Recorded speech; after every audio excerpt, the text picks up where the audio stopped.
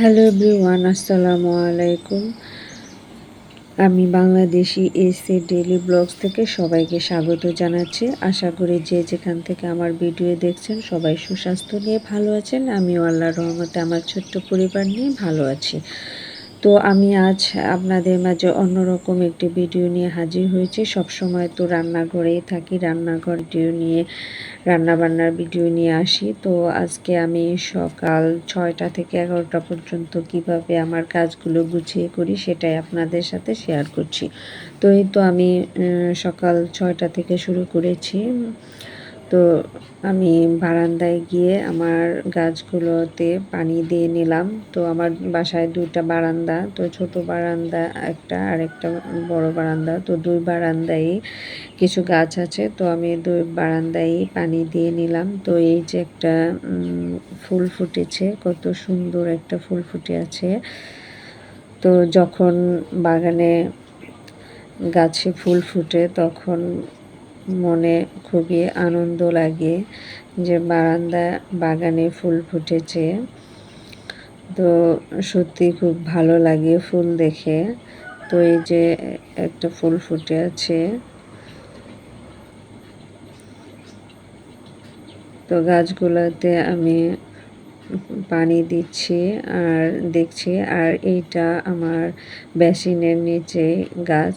তো এই গাছটা আমি লাগিয়েছি ওয়াটার ফিল্টারের একটা অংশতে, আমার পুরনো ওয়াটার ফিল্টারের। তারপর আমি চলে গেলাম বিছানা গোছাতে।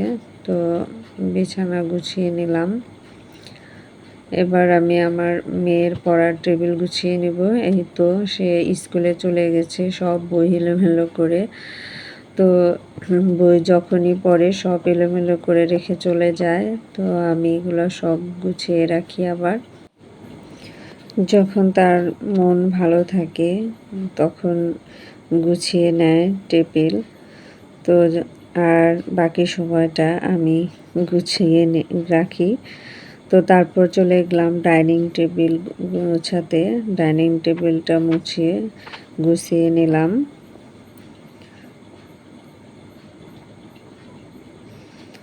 তারপর আমি একটু ছাদে চলে গেলাম। ছাদে কিছু গাছ লাগিয়েছি সেখানে পানি দেওয়ার জন্য।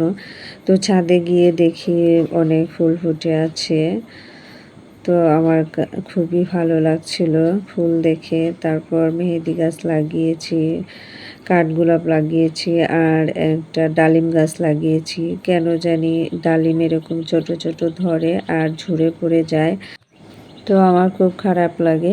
যাই হোক, আমি কিচেনে চলে আসলাম। কিচেনেই তো এলোমেলো পড়ে আছে সব কিছু। এখন আমি এগুলো সব গুছিয়ে নিব, কারণ আমি রান্না করার আগে সব কিছু রান্নাঘর গুছিয়ে পরিপাটি করে নেই, কারণ কাজ করার সময় অসুবিধা হয়। গোছানো না থাকলে আর মনও ভালো থাকে না। জিনিসপত্র না গুছিয়ে রাখলে, এদিক সেদিক পড়ে থাকলে দেখা যায় যে কাজেরও সমস্যা হয় এবং মনেও শান্তি লাগে না। সেই জন্য আমি সবসময় রান্না করার কিছু গুছিয়ে নেই রান্নাঘরের। তো আমি এখন হাঁড়ি পাতিলগুলো, প্লেটগুলো ধুয়ে নিব। আসলে আমরা যারা গৃহিণী বুঝতে পারি যে রান্নাঘরটা সাজিয়ে গুছিয়ে রাখাটা কতটা ইম্পর্ট্যান্ট।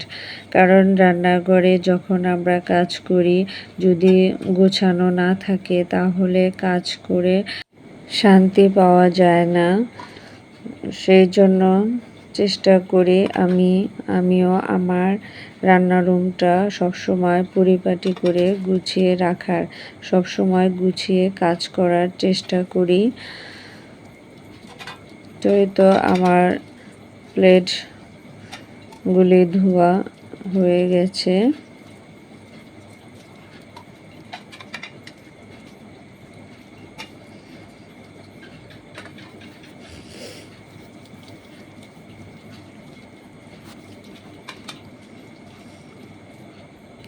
তো এবার আমি সিঙ্কটা পরিষ্কার করে নেব।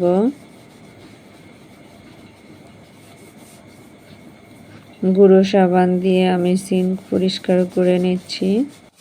তো আমার চ্যানেলে যারা নতুন এসেছেন প্লিজ সাবস্ক্রাইব করে যাবেন। আর যদি অলরেডি সাবস্ক্রাইব করে থাকেন তাহলে অসংখ্য ধন্যবাদ। তো আমার ভিডিওটি যদি ভালো লেগে থাকে তাহলে কমেন্ট বক্সে কমেন্ট করে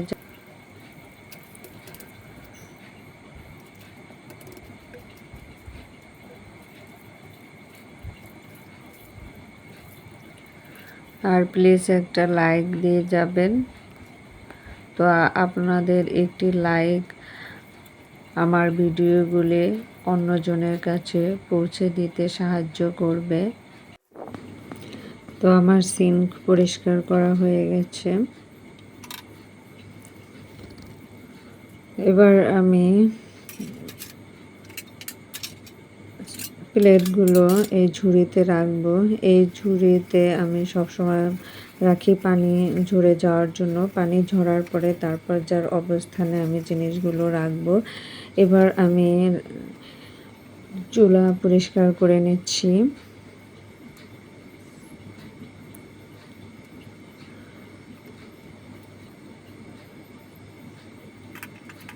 তো চুলা পরিষ্কার করা হয়ে গেছে।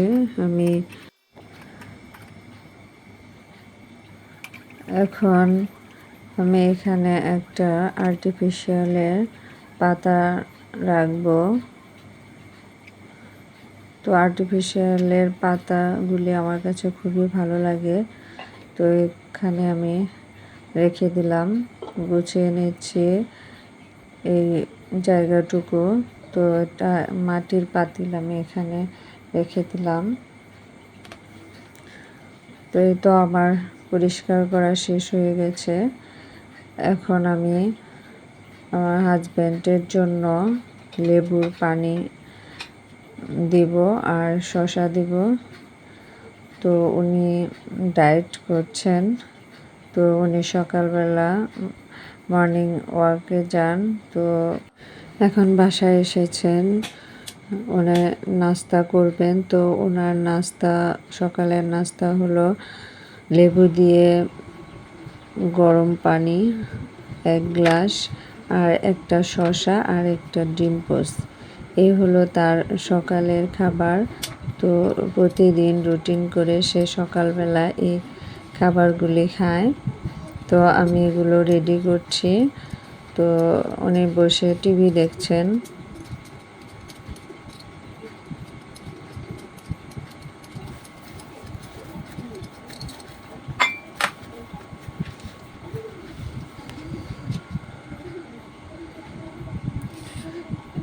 এই তো গত ভিডিওতে আপনারা দেখেছেন যে আমার মেয়ে কিভাবে শসা কেটেছিল। তো শসা কিভাবে কেটেছিল সেটা দেখাতে পারিনি। তবে আজ আমি দেখিয়ে দিচ্ছি কি জন্য এরকম সাজ হয় শসা কাটলে। তো আমি কাঁটা চামচ দিয়ে এভাবে দাগ দিয়ে নিলাম। তো এবার কাটলে দেখেন এরকম বিস্কিটের মতো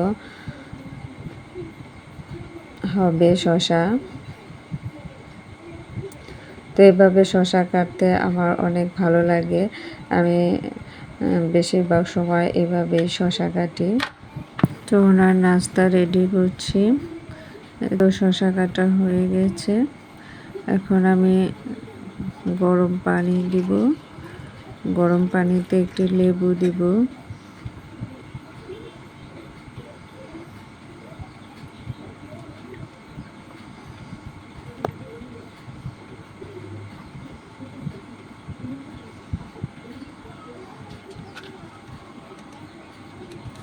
তো এবার আমি একটা ডিম পোস্ট করে দিব।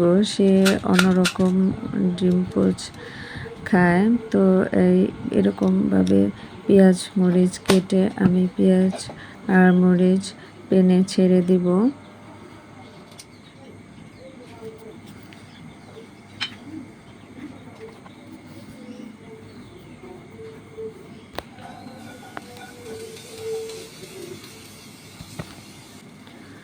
এবার আমি তেল দিয়ে দিব।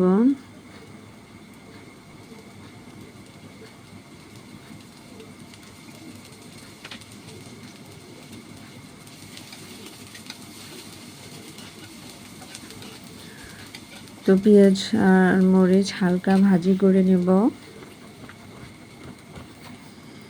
এবার আমি স্বাদ মতো লবণ দিয়ে দিলাম, হালকা একটু হলুদের গুঁড়ো, হালকা একটু জিরের গুঁড়ো আর একটু শুকনো মরিচের গুঁড়ো দিয়ে মিক্সড করে নিলাম। এবার আমি এই পেঁয়াজের ভিতরে ডিম ছেড়ে দেব। ডিমটা ফাটিয়ে নেব আমি।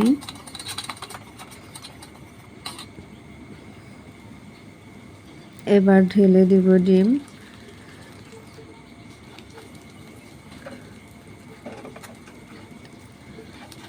তো এভাবে ডিম পোচ ওনার কাছে ভালো লাগে, তো সবসময় বলে এভাবে ডিম পোচ করে দিতে।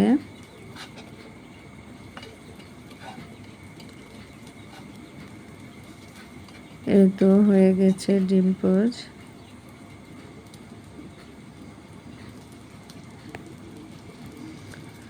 এবার আমি প্লেটে দিয়ে দেব।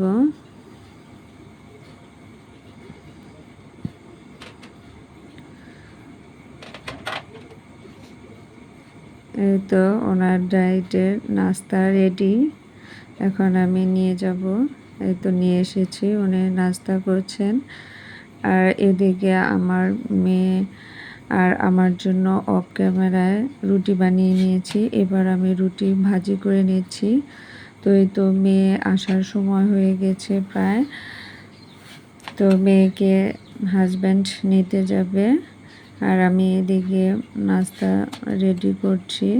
তো এসেই নাস্তা করে আবার প্রাইভেটে চলে যাবে। তো রুটি বানানো শেষ, এবার আমি ডিম ভাজি করব। তো ভাবলাম আজকে একটু অন্যরকমভাবে ডিম ভাজি করি। তো এরকম ডিম ভেঙে ভাজি করছি।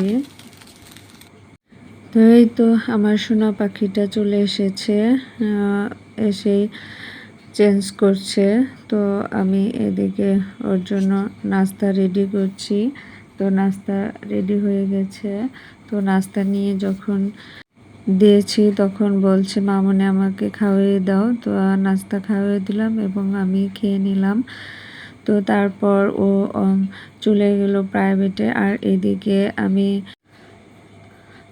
আমার স্মার্ট র্যাকটা গুছিয়ে নিলাম।